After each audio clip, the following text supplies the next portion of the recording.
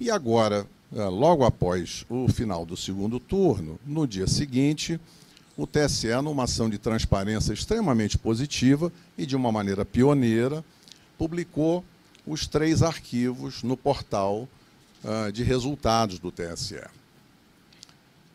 E nesse portal, então, para cada sessão eleitoral aparecem 3 arquivos. O boletim de urna, cuja função é permitir às pessoas conhecerem os resultados de cada sessão e, eventualmente, fazerem testes na totalização.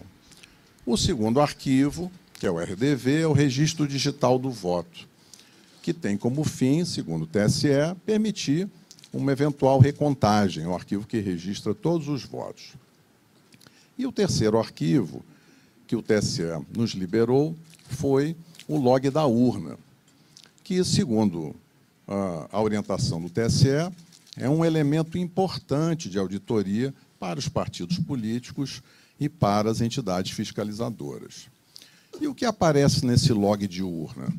É como se fosse um diário, né, de todas as atividades que cada urna eletrônica realiza, desde a sua preparação no TRE até o final do segundo turno. Imaginem vocês um diário em que cada linha registra uma atividade. Então, para o registro de cada atividade no log de urna de cada equipamento, o programa que constrói esse log, ele lê 2 dados, 2 informações diretamente do hardware da urna. Ele lê, digamos assim, a estampa de tempo, que é data, hora, minuto, segundo, e também lê o número de série da urna, que é chamado no TSE de código de identificação da urna. E é muito importante que essas informações estejam todas corretas, porque são essas informações que garantem a associação daquela atividade, daquele registro de atividade com o hardware, com aquele equipamento físico que realizou aquela atividade. E nessa linha, então, seguindo a orientação do TSE, fomos analisar os arquivos log de urna, que é esse elemento de auditoria que pela primeira vez foi divulgado junto com os boletins de urna. E como é que a gente fez isso? A gente foi buscar uma plataforma inteligente de dados, usamos também plataforma planilhas Excel, mas como as tabelas são muito grandes, foram construídas 2 grandes bases de dados, uma com todas as linhas de todos os boletins de urna, para fazer análise de registro de votos, e a outra tabela, uma grande tabela, com todas as linhas de todos os arquivos log de urna, de todas as urnas. São mais de 472 mil urnas. Ao montar essa tabela, aí surgiu uma ocorrência, que foi que nos chamou a atenção. Em alguns milhões, na realidade, em alguns bilhões de linhas, aparece apenas um número, que é um número inválido, ele está fora da faixa de numeração. Os códigos de identificação da urna, que são o número de série, eles vão até um valor de 2 milhões e pouco. E esse número que aparece lá é um número de 67 milhões e uns quebrados. Ora, buscamos diversas formas de encontrar mais informações, mas, infelizmente, ficou constatado nesse trabalho da equipe técnica que há 2 comportamentos diferentes. Um comportamento das urnas novas, né? Que são as urnas modelo UE 2020, que chegaram recentemente. São pouco menos de 193 mil urnas, está mais ou menos 40,8% de todas as urnas. E, nessas urnas 2020, o arquivo é gerado da forma esperada. Então, em cada linha que registra cada atividade, aparece o código de identificação da urna correto, que permite associar, então, vincular aquela linha de registro de atividade à urna que realizou aquela atividade.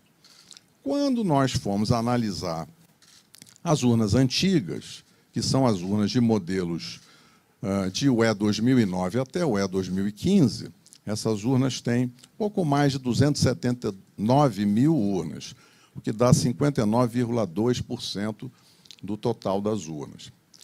Nessas urnas, infelizmente, encontramos esse número inválido na quarta coluna do log. Esse é um indício muito forte porque de falha, de mau funcionamento da urna, porque é impossível associar o registro de cada atividade ao hardware, ao equipamento físico que teria gerado aquela atividade. Isso, evidentemente, se tornou um problema, porque é muito desagradável ter esse indício de mau funcionamento, porque gera incerteza agora nos dados que são gerados por essas urnas. Um outro tema para finalizar é que surgiu uma outra ocorrência, que também é uma ocorrência importante, porque descobriu-se que existem urnas que travaram, assim como o nosso celular trava, assim como o computador trava, e quando acontece isso, a gente precisa, muitas vezes, desligar e ligar de novo. E isso aconteceu com urnas eletrônicas. Então, urnas travaram e foram desligadas no meio do período da votação, na chave, possivelmente o mesário fez esse desligamento, e foram religadas para que a urna voltasse a funcionar. Isso não seria um problema se não tivesse ocorrido uma violação do sigilo do ato de votar. Porque o que acontece é que, na hora que a urna trava, e em diversos momentos isso aconteceu durante a votação de um eleitor, quando esse erro ocorre, a urna trava e aí registra no log uma linha de atividade com a mensagem de erro, mas que expõe os dados pessoais de eleitores, de duas formas. Seja no nome completo do eleitor, em algumas ocasiões, em torno de 200 ocorrências, seja expondo o número do título de eleitor daquele eleitor que estava votando no momento em que a urna travou. Ora, esse ponto é um ponto muito sensível, porque o sigilo da votação e o sigilo do ato de votar é um direito constitucional. Então, na hora que a gente identifica uma ocorrência que viola o sigilo do ato de votar, esse é um tema que traz muita preocupação. A gente resolveu falar para vocês, nesse tempo curto, dessas duas ocorrências. Então, finalizando, uma ocorrência é, em cada linha de registro da atividade de funcionamento da urna, em todas as urnas, modelos antigos, o código é inválido. Então, é impossível associar aquela atividade com a urna que realizou. Isso, então, é um indício muito forte de que há um problema nos programas. Esse problema pode ter diferentes causas, o relatório entra nesse detalhe. E o outro ponto é essa ocorrência da violação do sigilo do ato de votar. Então, acho que esses são os dois pontos. Eu encerro aqui a minha observação.